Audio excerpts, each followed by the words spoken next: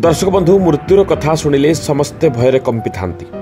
समस्त मनरे गोटे कथा थाए, मनुष्यर मृत्यु पर कौन हुए, से नरक को जाए ना स्वर्ग को जाए।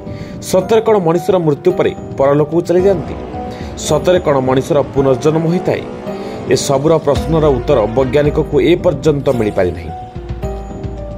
हेले गरुड़ पुराण रे मृत्यु को नहीं किछि कथा कह जाइछि।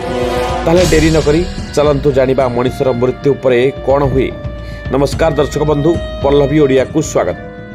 गरुड़ पुराण अनुसार मृत्युर किछि घंटा पर मनुष्यर पाद ठंडा हो जाए।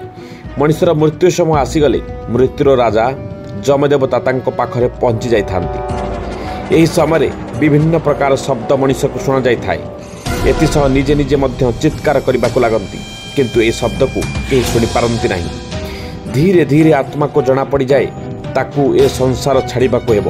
मनीष मरीथिबा घरे तार आत्मा किछि दिन पई सेठा रही थाए। अति कम रे मरिबार 7 दिन पर्यंत आत्मा सही घरे रही थाए। आत्मा मध्य निज पसंदर स्थान को बुलिबाकू जाई थाए। ऑफिस, बगीचा और दुकान आदि स्थान को मध्य भ्रमण करने को जाई थाए।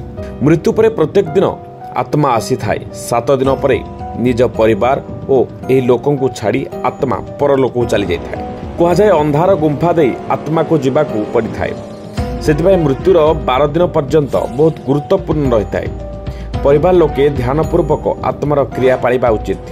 एथिसह आत्मार शांति पाई प्रार्थना करबा उचित। गुंफा पारि हेबा परे आत्मा को अलगा दुनियार नजर आस्थाए। आत्मा एही दुनिया छाड़ी गला परे तांकर पूर्वपुरुषंक सह भेट होइथाए।